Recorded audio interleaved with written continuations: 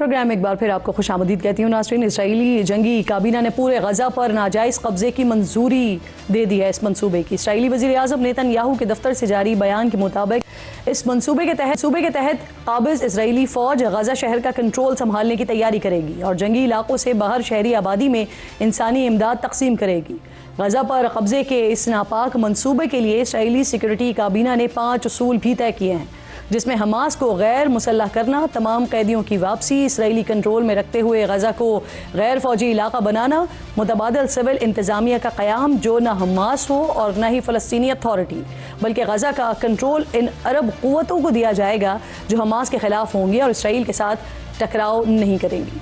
गजा पर नाजायज़ कब्ज़े का ये फैसला इसराइली वज़ीर आज़म के उस बयान के बाद सामने आया जिसमें कहा गया था कि इसराइल पूरे इलाके पर फ़ौजी कंट्रोल कायम करने का इरादा रखता है, लेकिन इसराइली अपोजिशन और आर्मी चीफ इसकी मुखालफत कर रहे हैं और वो समझते हैं कि ऐसे एक्शन से इसराइली यरगमालियों की जान को ख़तरा लाहक हो जाएगा। इसराइली सरकारी नशरियाती इदारे के मुताबिक इसराइली आर्मी चीफ ने कहा कि मंसूबे को अमली शक्ल देने के लिए न सिर्फ भारी फौजी क़ुव्वत बल्कि ऐसे बुनियादी ढांचे की ज़रूरत है जो इस वक्त हमारे पास मौजूद नहीं है। उनके बकौल 2 लाख रिजर्व फौजियों में से बेशतर पहले ही तवील मुद्दत तक जंग में खिदमात अंजाम दे चुके हैं। गजा के आम शहरियों के लिए अस्पताल कायम करने और बड़ी मकदार में इंसानी इमदाद पहुँचाने की ज़रूरत होगी जो फ़ौज फ़िलहाल फराहम करने की सलाहियत नहीं रखती। जबकि इसी पेशरफ्त के दौरान अमरीकी सदर डोनाल्ड ट्रंप ने भी मशरिक़ वस्ता के ममालिक पर जोर दिया है कि वो इब्राहिम मुआहदे में शामिल हो जाएं ताकि ख़ित्ते में पायदार अमन को यकीनी बनाया जा सके। पाकिस्तान और सऊदी अरब ने इसराइल के गजा शहर पर कब्ज़े के मंसूबे की सख्त मजम्मत की है। हमास ने इसराइली मंसूबे को नया जंगी जुर्म करार दिया है, जबकि दूसरी तरफ इसराइल के अहम इत्तेहादी जर्मनी ने गैर मामूली कदम उठाते हुए गजा में इस्तेमाल होने वाले हथियारों की बरामद को रोक दिया है। प्रोग्राम में आगे बढ़ते हुए नाज़रीन अब जरा बात कर लेते हैं मारूकी जरीदे ब्लूमबर्ग ने इंकशाफ किया है कि भारतीय वज़ीर आज़म नरेंद्र मोदी ने फील्ड मार्शल आसिम मुनीर से मुमकिना मुलाकात के खदशे के पेश नज़र अमरीकी सदर की दावत को कबूल करने से इनकार कर दिया है। ब्लूमबर्ग की इसी रिपोर्ट के मुताबिक अमरीकी सदर और नरेंद्र मोदी के दरमियान 17 जून को 35 मिनट की एक तवील गुफ्तगू हुई। सदर ट्रंप मोदी से मुलाकात के बगैर G7 समिट से वापस गए थे। सदर ट्रंप ने मोदी को अमेरिका आने की दावत दी जो मोदी ने मुस्तरद कर दी। नरेंद्र मोदी को खदशा था कि ट्रंप मोदी और फील्ड मार्शल आसिम मुनीर की मुलाकात करवाएंगे। रिपोर्ट के मुताबिक इस फ़ोन कॉल के बाद व्हाइट हाउस के लहजे में वाज़ेह तब्दीली महसूस हुई और यही दोनों मुल्कों के दरमियान जो तलखी का आगाज़ था। मोदी और ट्रंप की इस कॉल के बाद कोई फिर बातचीत नहीं हुई। नाज़रीन, इसी तनाव भरे पस मंज़र के बाद भारत और अमेरिका के ताल्लुकात में सर्द महरी आने लगी है और इसका बड़ा क्लियर वक्त पर नज़र आ रहा है कि जब अमरीकी सदर ने भारतीय मईशत को मुर्दा करार दिया और फिर हमने ये भी देखा कि 25 से 50% तक टैरिफ भी आयद कर दिया गया। इस खबर को ऐसे भी देखा जा सकता है कि मैदान में भारत को शिकस्त देने के बाद आर्मी चीफ ने मोदी के सियासी और भारत के माशी मैदान को भी तहबाला करके रख दिया है। तो पाकिस्तान तहरीक इंसाफ अपने लिए सियासी रास्ता निकालने में मुसलसल हमें नाकाम होती हुई दिखाई दे रही है। कोई शक नहीं है नाज़रीन इस बात में कि पॉपुलर बयानियाँ बनाने की माहिर है पाकिस्तान तहरीक इंसाफ। मौजूदा वक्त के इनकलाबी होने का सहरा भी इन्हीं के सर है, लेकिन सियासतदान की कामयाबी ये होती है कि वो मौजूदा हालात में रहते हुए अपने लिए रास्ता निकाले और अपने मकसद को भी हासिल कर ले।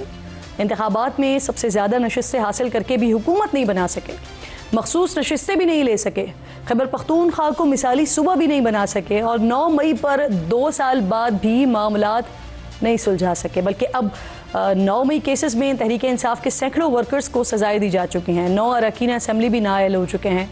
आज अपोजिशन लीडर कौमी असम्बली और सेनेट की नशिस्तें भी खाली करार दी जा चुकी हैं। कौमी असम्बली में अपोजिशन लीडर के लिए जो सबसे मुनासिब उम्मीदवार हैं वो असद कैसर समझे जा रहे थे, लेकिन अब ज़राए बता रहे हैं कि उनकी जानिब से भी माजरत कर ली गई है और इस माजरत की वजह तहरीक इंसाफ में ताकत और कुर्सी के लिए जो खींचातानी जारी है वो लगती है।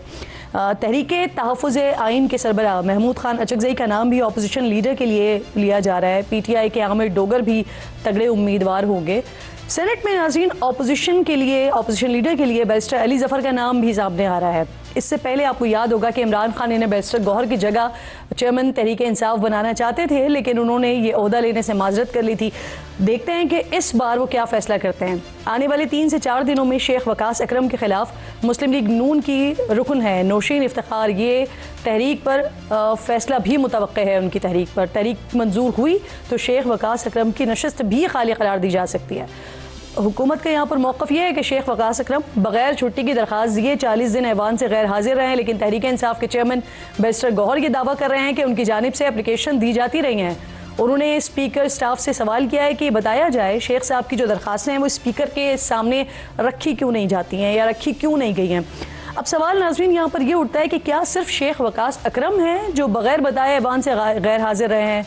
आज एक और भी यहाँ पर खबर सामने आई है, पहले ज़रा उस पर बात कर लें फिर मेहमानों की तरफ जाएंगे। शेर अफजल मरवत, इनकी वापसी की उम्मीद जाहिर की जा रही है। पीटीआई अरकान ने जो शोकॉज दिए गए हैं और बागी जो दीगर रहनुमा है पाकिस्तान तहरीक इंसाफ के, उनके खिलाफ एक्शन न लेने पर बड़ी तनकीद की है कि क्या शेर अफजल मरवत की वापसी का ख्याल जो पीटीआई को एहतजाजी तहरीक में नाकामी हुई है इसके बाद आया है, और इस पर अलीमा खान साहिबा, सलमान अकरम राजा साहब, इनका रद्द अमल क्या होगा। क्या वो इमरान खान को अपना फैसला बदलने देंगे, क्योंकि शेर अफजल मरवत अलीमा खान कह रहे हैं और अलीमा खान साहिबा उनको बेशरम कह रही हैं।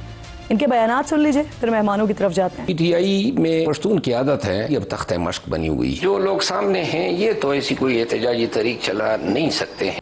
इन तमाम मामलात पर बात करने के लिए प्रोग्राम में मेरे इंतहाई मोअज़्ज़ज़ मेहमानों में पाकिस्तान तहरीक इंसाफ के मौक़िफ़ के लिए एडिशनल सेक्रेटरी जनरल हैं पीटीआई के फिरदौस तमीम नकवी साहब ज्वाइन कर रहे हैं। आपकी बेहद शुक्रगुजार हूँ। इसके साथ साथ मुस्लिम लीग नून से इंतहाई मोहतरम सेनेटर अफनानुल्लाह साहब मुझे ज्वाइन कर रहे हैं प्रोग्राम में, आपकी भी बेहद शुक्रगुजार हूँ। और एक और मेरे इंतहाई मोहतरम मेहमान समसाम बुखारी साहब सेक्रेटरी इत्तलात हैं इस्तेहकाम पाकिस्तान पार्टी के, आपको भी प्रोग्राम में खुश आमदीद कहती हूँ। फिरदौस साहब, आपसे ज़रा बात का आगाज़ करते हैं। सर, सड़कों पर तो हम देख रहे थे मुश्किलात थी आपके लिए कई अरसे से, पिछले 1-1.5-2 साल से आप इन मुश्किलात का शिकार हैं, लेकिन अब असेंबलीज के अंदर भी आपके लिए मुश्किलात जो हैं वो बढ़ गई हैं। अपोजिशन लीडर्स, चाहे वो आप कौमी असेंबली में देख लें चाहे सेनेट में देख लें, यहाँ पर ओहदे बाज़ाब्ता तौर पर खाली करार दिए जा चुके हैं। फिर उसके बाद आ जाते हैं पार्लिमानी लीडर, डेप्यूटी पार्लिमानी लीडर, ये भी नहीं रहे।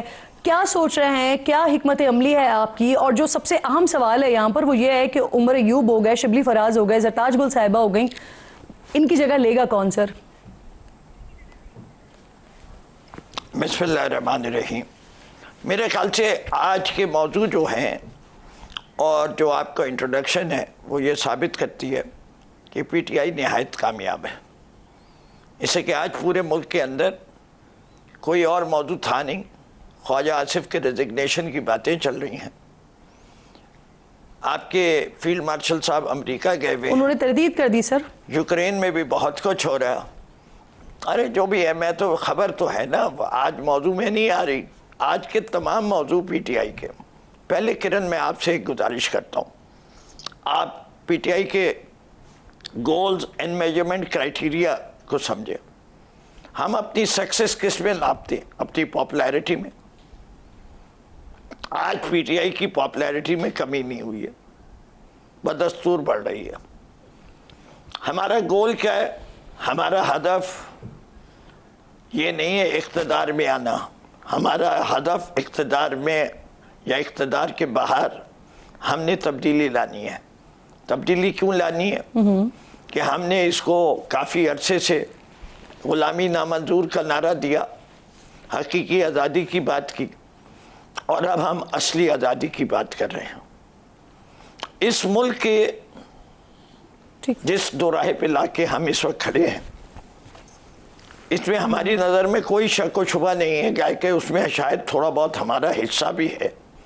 इस मुल्क के अंदर मौजूदा सूरत हाल में आज़ाद अदलिया नहीं है, लोगों के हकूक़ नहीं है,